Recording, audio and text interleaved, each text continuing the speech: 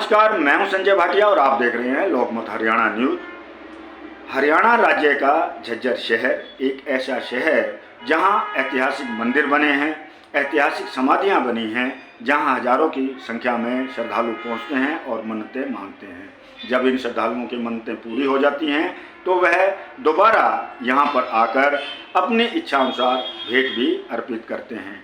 तो शहर के बीचों बीच बने सिद्ध बाबा काशीगिरी जी महाराज मंदिर के विषय में आज हम आपको जानकारी देंगे। आज हमने वहां का दौरा किया, बैसाखी का पर्व है। वहां पर प्रसिद्ध गायक योगेश रंजन जी से हमने बात की, उनसे हमने इस मंदिर के इतिहास के बारे में जानकारी ली। वहीं पंडित पवन कौशिक जी से हमने कहा, निवेदन किया और उन्होंने उस पवित्र डंडे के हमें दर्शन भी करवाए। तो आइए चलते हैं सिद्ध बाबा काशीगिरी जी मंदिर और देखते हैं, सुनते हैं बाबा जी का इतिहास, किस प्रकार से बाबा जी का इतिहास रहा है, किस प्रकार से इस मंदिर का इतिहास रहा है। तो आइए चलते हैं सिद्ध बाबा काशीगिरी जी महाराज मंदिर में। योगेश जी, सबसे पहले तो आपका स्वागत लोकमत हरियाणा में। आज हम सिद्ध बाबा काशीगिरी मंदिर के अंदर आए हैं। इस संबंध में हमने कुछ जानकारियाँ लेनी हैं, तो उम्मीद है आप हमारे दर्शकों को मंदिर के विषय में, मंदिर के इतिहास के बारे में संपूर्ण जानकारी देंगे। तो सबसे पहला सवाल, इस मंदिर को बने कितना टाइम हो गया और उनके संस्थापक कौन थे? देखिए जी, अगर मंदिर की यहाँ की स्थापना की बात करें तो विभाजन के बाद 1947 में 1947 में भारत विभाजन हुआ था। उसके बाद वहाँ से जो विस्थापित होकर कोटदू, जो कि अभी पाकिस्तान में है, वहाँ से जो भक्त बाबा के आए थे, 1948 में ये मंदिर की स्थापना हुई थी। और उस समय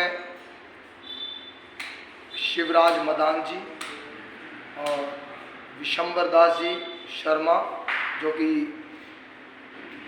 झज्जर के जाने माने बाबा जी के भक्त रहे हैं, और दुर्गा दास जी खट्टर और भी अनेकों भक्त जो बुजुर्ग थे, वो अविभाजित भारत, जो जिसको अभी हम कहते हैं कि कोटदू, जो अब पाकिस्तान में चला गया है, वहाँ के मंदिर से बाबा की निशानियाँ यहाँ पर लेके आए थे। और रही बात जो अभी पाकिस्तान में कोटदू में जो मंदिर है, उसकी स्थापना का कोई डेट तो नहीं पता, लेकिन कहते हैं कि ये काफ़ी प्राचीन मंदिर है और बाबा जी वहाँ बाल्यकाल से ही उस मंदिर में ही रहा करते थे और उनको शौक़ था भक्ति और शक्ति दोनों का। और वो अक्सर जो उस समय की जनरेशन थी, उनको भक्ति के प्रति भी जागृत करते थे और मंदिर में ही एक अखाड़ा बनाया हुआ था। वो वहाँ पर नौजवानों को कुश्ती के दाव पे सिखाते थे और सुबह शाम आरती वंदन और संध्या आरती वगैरह का भी उनको ज्ञान देते थे। इसलिए वहाँ पर भी जो ये कार्यक्रम होता था, उसको भी भक्ति और शक्ति, इसका समागम कहा जाता था। और वहाँ से आने के बाद, अर्थात भारत विभाजन के बाद जब झज्जर में ये मंदिर स्थापित हुआ और यहाँ पर भी जब ये कार्यक्रम बाबा जी की याद में स्टार्ट किया गया, तो उसका नाम भी भक्ति और शक्ति सम्मेलन, ये नाम दिया गया। तो कहने का मतलब ये है कि 1948 में यहाँ पर स्वतंत्र भारत में इस मंदिर की स्थापना हुई। और सबसे पहले जो यहाँ पर पुजारी रहे होंगे, क्योंकि मेरे तो बचपन से भी पहले की बात है, जितना मुझे याद आता है, पंडित भगवान दास जी, जिनकी आप ये तस्वीर देख रहे हैं, इन्होंने अपना पूरा जीवन इस मंदिर की सेवा में दिया है और इस मंदिर के उत्थान में इनका बहुत ही बड़ा योगदान रहा है। और शिवराज मदान जी एवं दुर्गा दास जी खट्टर और विशंबर दास जी शर्मा, ये किसी परिचय के मोहताज नहीं। और अब जो है कार्यभार हमारे आदरणीय पवन कौशिक जी के हाथ में है और ये बड़े दिल से और लगन से और निष्ठा से बाबा जी की सेवा करते हैं। और हर वर्ष भादों की कृष्ण पक्ष की त्रयोदशी के अवसर पर 3 दिवसीय कार्यक्रम होता है और हरियाणा, दिल्ली, राजस्थान, यूपी, पंजाब, अनेकों राज्यों से यहाँ पर भक्त आते हैं। और ऐसी मान्यता है उनकी कि यहाँ पर जो भी वो मन्नत मांगते हैं वो उनकी पूरी हो जाती है। और वो मन्नत पूरी होने के बाद आप जैसा कि देख पा रहे हैं, बाबा जी ने पगड़ी बांधी है, उनको पगड़ी भेंट की जाती है। और बाबा जी का मुख्य रूप से प्रसाद होता है चूरी का प्रसाद। यहाँ की भाषा में कहें तो कसार, जिसको हमारे यहाँ हरियाणवी भाषा में कहा जाता है कसार, और वहाँ मुल्तान या कोटदू की भाषा में उसको चूरी कहा जाता है। उसका मुख्य रूप से प्रसाद बांटा जाता है। और बाबा की असीम कृपा ये है कि बाबा जी का डंडा, जो कि अभी आप यहाँ देख पा रहे होंगे, और ये खप्पर और चिमटा और ये शंख, ये सब इतने ही प्राचीन है जब से ये बाबा जी के ही है। जो पीछे डंडा रखा है ये भी बाबा जी का है, और ये जो आगे ब्लैक कलर में खप्पर रखा है ये भी स्वयं बाबा जी इसको अपने पास रखते थे। और क्योंकि साधु संतों का कोई दुनियादारी से तो काम होता नहीं, वो भिक्षावृत्ति या जो भी भक्त देके जाते इसी खप्पर में रखते थे। और कहते ही है कि इस खप्पर में कभी भी कोई कमी नहीं आती है। बाबा जी का ये खप्पर हमेशा भरा रहता है, और जो भक्त यहाँ पर आकर दिल से फरियाद लगाता है उसकी हर मुराद मेरे बाबा पूरी करते हैं। और हम ही क्या, अनेकों और भी बहुत से झज्जर के आसपास के लोग भी यहाँ पर अपनी मुरादें पूरी पाते हैं। और मैं तो यही कहूँगा कि जो भी इस वीडियो को देख रहा है वो एक बार बाबा के दरबार पे आए और बाबा के दर्शन करें और बाबा का आशीर्वाद लें। जय। योगेश जी, एक प्रश्न ये है, बाबा जी के डंडे के बारे में काफ़ी चर्चाएं होती हैं, तो थोड़ा सा इसके बारे में बताइए, तो कैसे, किस प्रकार से ये डंडा वहाँ से आया और किस प्रकार से यहाँ स्थापित किया गया? असल में जो हमने अपने बुजुर्गों से सुना है कि जो कोटदू में मंदिर था, बहुत प्राचीन समय की बात है, ये विभाजन से भी बहुत पहले की बात है कि बाबा जी अपने भक्ति और शक्ति का समागम वहाँ पर करते थे। और एक बार बाबा जी के मन में आया कि अब चीर समाधि में जाना चाहते हैं।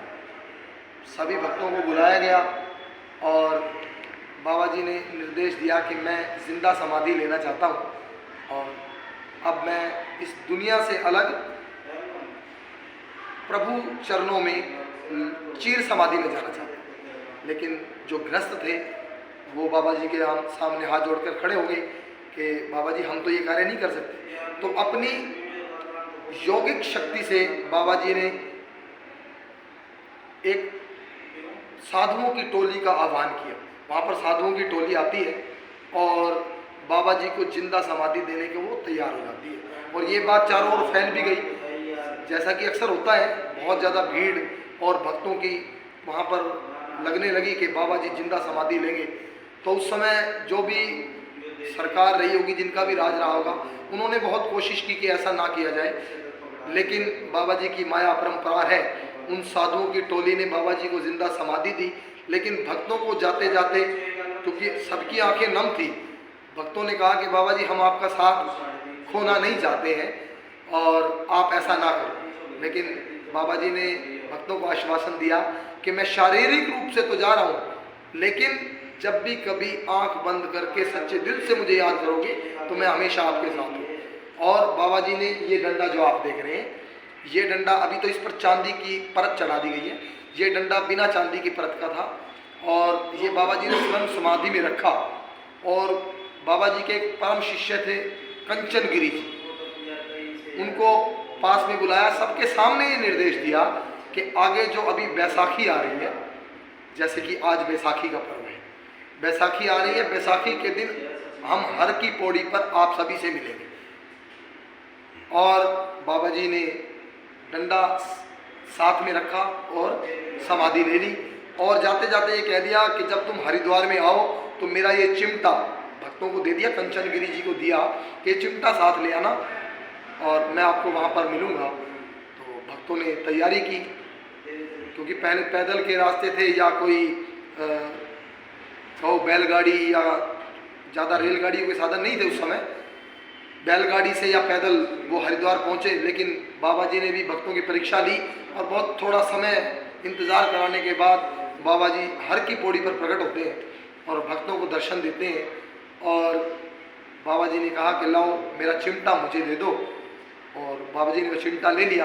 अब कंचन गिरी जी कहने लगे कि मैं अब वापस कोटदू में जाऊंगा तो कौन मानेगा, कौन मेरी बात का विश्वास करेगा कि आपको बाबा जी वहाँ पर मिले थे, क्योंकि सबके सामने आपने समाधि दी।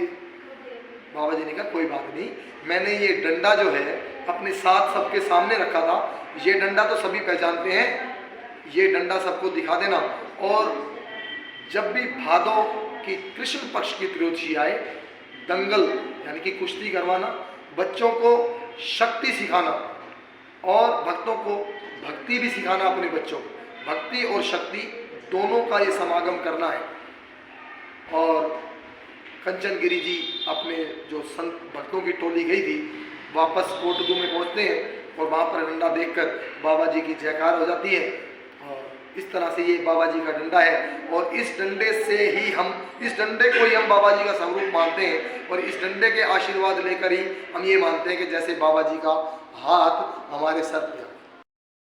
योगेश जी, एक महत्वपूर्ण प्रश्न ये है कि जैसे विभाजन, भारत पाक का विभाजन हुआ और उसके पश्चात किस प्रकार से, किन कठिनाइयों में वहाँ के जो हमारे अनुयायी थे बाबा जी के, वो किस प्रकार से सामान को लाए बाबा जी का जो आज यहाँ मंदिर में रखा हुआ है, तो इस विषय में थोड़ी जानकारी दीजिए। देखिए, वो समय बड़ा दुखदायी रहा हमारे बुजुर्गों के लिए, हर एक के लिए रहा, क्योंकि जो अपने देश से प्यार करता है और एकदम किसी को अपनी जन्मभूमि मातृभूमि को छोड़ के आना पड़ जाए तो उससे बड़ा कोई कष्ट नहीं हो सकता उसके लिए। सारा भरा भराया घर और अपने परिवार को साथ लेकर, खाने तक के लिए कोई वस्तुएं साथ में ना थी, इस स्थिति में वहाँ से बाबा जी ने किस प्रकार भक्तों को यहाँ तक पहुँचाया, इस विषय में जानकारी हमने अपने बुजुर्गों से जो सुनी है वो इस प्रकार है कि जिस समय भारत और पाक का विभाजन हुआ, हिंदू मुस्लिम आपस में एक दूसरे के खून के प्यासे हो चुके थे। सच्चाई तो ये है कि कुछ लोग ऐसे होते हैं जो कि इनको एक साथ रहते देखना पसंद नहीं करते, लेकिन समय की विडंबना देखिए कि हमारे बुजुर्ग वहाँ से यहाँ आना चाहते थे, मारकाट मची, लेकिन भक्तों को एक निर्देश दिया गया मंदिर की ओर से, बाबा जी के चरणों में जब फरियाद लगाई कि बाबा जी हम यहाँ से अब वापस कैसे जाएंगे, अपने बच्चों की सुरक्षा भी हमारे सिर पे है, हम कैसे बाहर निकलेंगे। तो बाबा जी ने किसी भक्त को पवन रूप कहें, स्वप्न में कहें, ये कहा कि आप लोग जितने भी हो इस मंदिर के प्रांगण में आ जाओ। और मंदिर के पास ही कोटदू, जिस शहर का, गांव का नाम कहिए, शहर का नाम है, वहाँ पर एक रेलवे लाइन थी। बाबा जी ने निर्देश दिया कि इस रेलवे लाइन के जो इस पार मंदिर की तरफ रहेगा उसको कुछ भी नहीं होने देंगे, अगर कोई परली तरफ जाएगा तो फिर मेरी कोई जिम्मेदारी नहीं।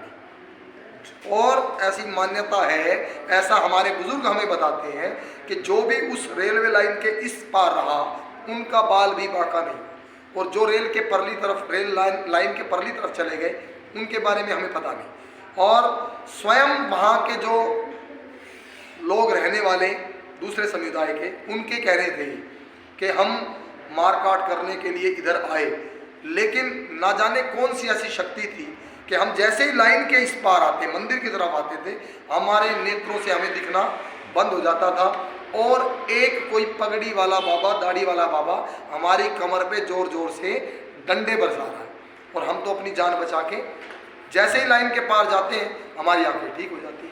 तो ये बाबा ने ऐसा चमत्कार दिखाया और बाबा जी के भक्तों ने, ये देखिए आप सामान देख रहे हैं बाबा जी का, ये खप्पर है, ये शंख है, ये डंडा है, और बाबा जी की समाधि की मिट्टी तक भक्त वहाँ से उठा कर लेके आए। और यहाँ पर आकर, जहाँ पर ये बाबा जी अभी स्थापित हैं, यहाँ पर इस मंदिर में आकर इन सब चीज़ों की स्थापना की गई। और धीरे धीरे भक्तों ने अपनी कष्ट कमाई में से हर बिरादरी ने सहयोग दिया और बाबा जी का ये बड़ा सुंदर प्रांगण बाबा जी की कृपा से तैयार है। आप देख सकते हैं कि बड़ा ही सुंदर मंदिर, अभी तो पीओपी का काम भी चल रहा है, भक्तों ने बड़े अपने नेक कमाई में से बाबा जी के मंदिर को सुंदर बनाने के लिए अपनी नेक कमाई में से अर्पित किया है। और आज बैसाखी है और आज बाबा जी का पर्व मनाएंगे हम सभी। अभी सुबह हवन हुआ है, अब थोड़ी देर के बाद प्रवचन होंगे और महाराज जी आ रहे हैं, उमानंद जी, जो कि फरूक नगर हरि मंदिर धाम के अधिष्ठाता है, और वो आकर प्रवचन करेंगे। उसके बाद भक्ति में संगीत से बाबा जी के भजनों से आनंद लेंगे। उसके बाद बाबा जी का लंगर भंडारा होगा और इस तरह से आज खुशी मनाते हुए बाबा जी को आज वक्त याद करें। देख रहे हैं ये मंदिर के जो पुजारी हैं पवन जी, बाबा जी का वो चमत्कारी डंडा जो है वो लिए हुए हैं। एक बार मैं कहूँगा कि वो एक बार हाथ में लेकर अच्छी तरह दिखाएं हमारे दर्शकों को। ये वो पहले तो ये लकड़ी का वैसे बना हुआ है, लेकिन श्रद्धालुओं ने इस पर अब चांदी की जो है परत चढ़ा दी है। तो मैं एक बार योगेश जी से कहूँगा कि किस प्रकार से श्रद्धालु, हमारे अन्य दर्शक भी देखेंगे कि किस प्रकार से बाबा जी के इस पवित्र डंडे के द्वारा जो है वो आशीर्वाद दिया जाता है। तो आप अब देखेंगे कि पंडित जी इस प्रकार से इसे घुमाते हैं। दूर दराज से श्रद्धालु जो हैं इसी चमत्कारी डंडे का आशीर्वाद लेने इस प्रकार से पहुंचते हैं। तो अब मैं योगेश जी से भी निवेदन करूंगा कि वो 2 पंक्तियां गुनगुनाकर। मात पिता की वंदना से पाऊं वरदान, काशी गिर मन में बसो दो सद्बुद्धि ज्ञान, गुरु चरणन रज शीश धर आदि गणेश मनाय, सुमर सरस्वती ध्यान धर शिव जी होत सहाय। जय जय काशी गिर महाराजा, भक्त सहाय गरीब नमाजा, नमो नमो तुम्हें कोटि अनेक, रखो सदा भक्तों की टेक। गिरी पंथ के तुम अनुगामी, बाल ब्रह्मचारी वरदानी, काशी गिरि जी नाम कहाए, कोटद में तुम ध्यान बसाए। अति सुंदर मंदिर की शोभा, कर दर्शन तन होए निरोगा, भक्ति शक्ति दोनों संग में, रंगा हुआ तन प्रभु के रंग में। सुबह शाम हो आरती वंदन, सुनकर खुश हो जाए तन मन, दूना खप्पर चिमटे वाला, नाम हुआ तेरा डंडे वाला। भक्ति तुम्हारी अति सुखदायक, विपद समय में होत सहायक, दया आपकी जिस पर होवे, वह निश्चिंत हो निर्भय सोवे। कथा आपकी बड़ी निराली, विपदा भक्त जनों की टाली, भक्त जनों की राखी लाज, कथा बताई थी शिवराज। समय विभाजन का दुखदाई, भक्त जनों पर विपदा छाई, आपके दर पे अर्ज गुजारी, रक्षा करो बाबा सुखकारी। पवन रूप तुम भय सहाई, भक्त जनों की धीर बंधाई, जो जो बना आपका आश्रित, वो हर भक्त तरह सुरक्षित। जो मंदिर है कोट दुअंदर, उसकी गाथा है अति सुंदर। एक दिन भक्तों को बुलवाया, जिंदा समाधि का हुक्म सुनाया। आई वहां संतों की टोली, हाथों में चिमटा कांधे झोली, डंडा समाधि में रख लीना, चिमटा कंचन गिरी को दीना। लेने लगे जब आप समाधि, भक्तों को एक बात बता दी, बैसाखी के दिन आ जाना, हरिद्वार अब मेरा ठिकाना। चारों ओर थी छाई उदासी, बीता समय आई बैसाखी, हरिद्वार की हुई तैयारी, रोमांचित से सब नर नारी। बैसाखी की पावन बेला, हर की पौड़ी बैठे चेला, कल कल कल कल बहती गंगा, प्रगटे आप ले हाथ में डंडा।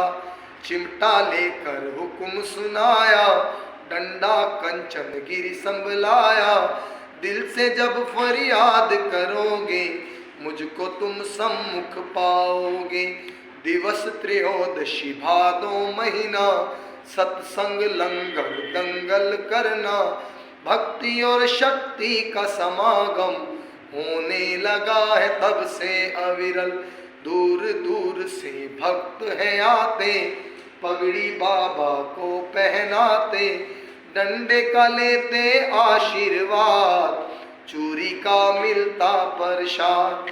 काम कहीं जो नहीं बन पाता, शरण आपकी में बन जाता। बांझन गोदी लाल खिलावे, निर्धन सुख संपत्ति धन पावे। सुबह शाम जो करता वंदन, कट जाते जन्मों के बंधन। तेरे दर का जो फरियादी, द्वारे पर अरदास लगा दी। खाली कभी न वह लौटाया, मन इच्छा फल उसने पाया। झज्जर पानीपत करनाल, बहादुरगढ़ दिल्ली हरिद्वार। जगह जगह है धाम तुम्हारे, लगते बाबा के जयकारे।